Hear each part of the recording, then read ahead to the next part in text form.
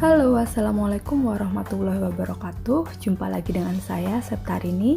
Kali ini kita akan membahas morfologi batang dari definisi, bentuk, hingga jenisnya. Batang merupakan organ tumbuhan yang fungsinya sebagai dudukan bagi organ lainnya. Batang berlekatan dengan akar dan melanjutkan transfer nutrisi ke organ lainnya.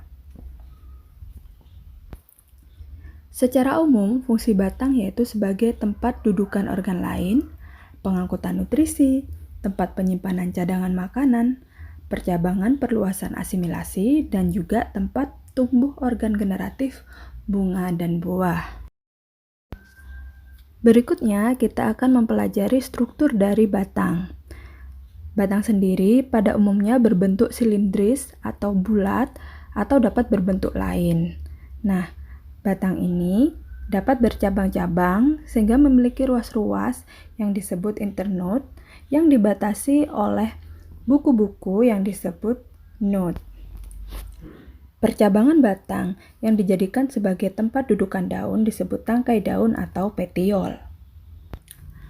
Berikutnya, sifat batang secara umum yaitu pertama, bentuknya bulat panjang tapi dapat pula berbentuk segitiga atau segi empat atau bentuk lainnya. Batang ini selalu bersifat aktinomorf atau bersimetri banyak. Kemudian, sifat berikutnya yaitu tumbuhnya ke atas menuju cahaya atau yang disebut fototrof maupun heliotrof. Yang ketiga, batang ini merupakan tumbuhan yang pertumbuhannya tidak terbatas karena selalu panjang di ujungnya. Kemudian memiliki tunas aksilar atau tunas ketiak yang tumbuh membentuk cabang. Batang ini tidak berwarna hijau kecuali tumbuhan yang berumur pendek dan juga tumbuhan herba. Berdasarkan jelas atau ada tidaknya batang, maka tumbuhan dapat dibedakan menjadi dua macam, yaitu tumbuhan yang tidak jelas batangnya atau yang disebut planta akaulis dan juga tumbuhan yang jelas batangnya. Contoh planta akaulis di sini yaitu lobak. Ciri-cirinya yaitu batangnya sangat pendek sehingga seolah-olah daun keluar dari akarnya. Untuk tumbuhan yang jelas batangnya, banyak jenisnya yaitu berkayu, herbaceous, rumput, dan mendong. Mari kita bahas satu persatu. Yang pertama yaitu batang berkayu atau yang disebut dengan lignosus. Batang ini memiliki struktur keras dan kuat. Contohnya yaitu batang pohon dari trembesi, ada pula batang dari semak soka. Selanjutnya ada jenis batang basah atau herbaceous. Struktur dari batang ini yaitu lunak dan berair. Contohnya yaitu pada bayam dan krokot. Jenis batang berikutnya yaitu batang rumput atau kalmus. Jenis batang ini memiliki struktur yang tidak keras, memiliki ruas, dan biasanya berongga. Contohnya pada padi. Kemudian ada pula batang mendong atau kalamus. Strukturnya seperti batang rumput, tapi bedanya ruas lebih panjang. Contohnya pada rumput teki. Ada pula pada mendong. Selanjutnya, kita akan membahas lebih dalam lagi tentang bentuk batang.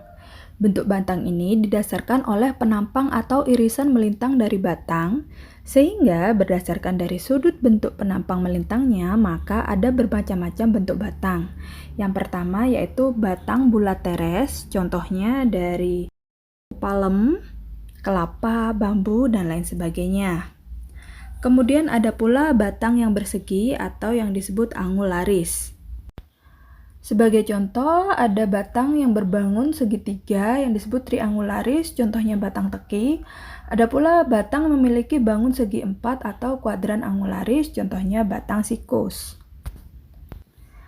Batang ada yang berbentuk pipih, melebar menyerupai daun.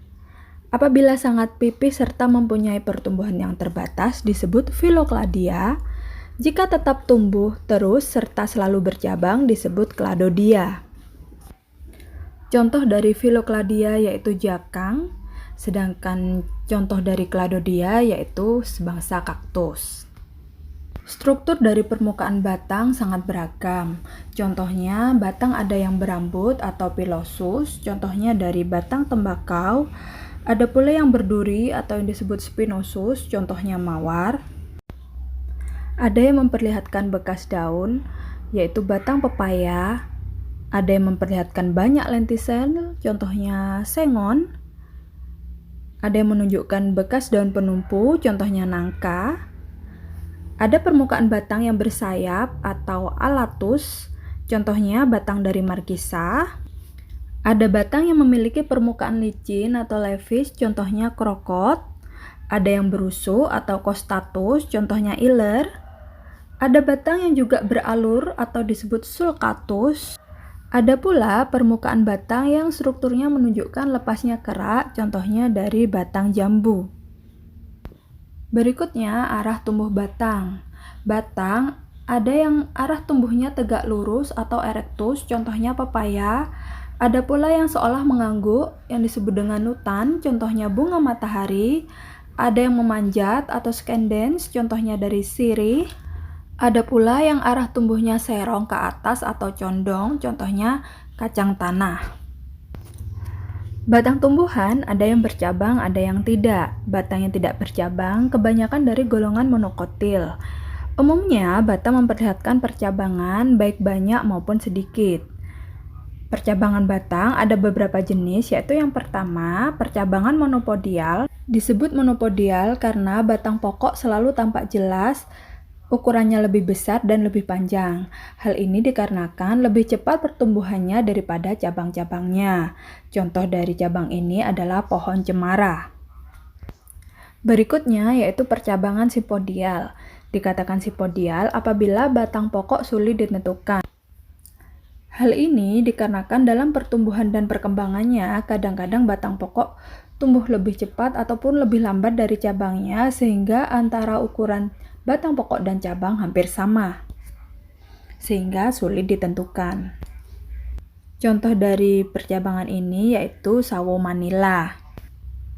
Kemudian ada percabangan menggarpu atau dikotom. Setiap batang pada percabangan batang dikotom tumbuh cabang menjadi dua bagian yang sama besar. Contohnya yaitu paku andam. Nah, cukup sekian pembahasan tentang morfologi batang kali ini. Sampai jumpa di pertemuan berikutnya. Hiduplah seperti pohon yang rindang, jadilah bermanfaat bagi banyak orang, jadilah peneduh bagi orang banyak. Terima kasih, salam Biolove.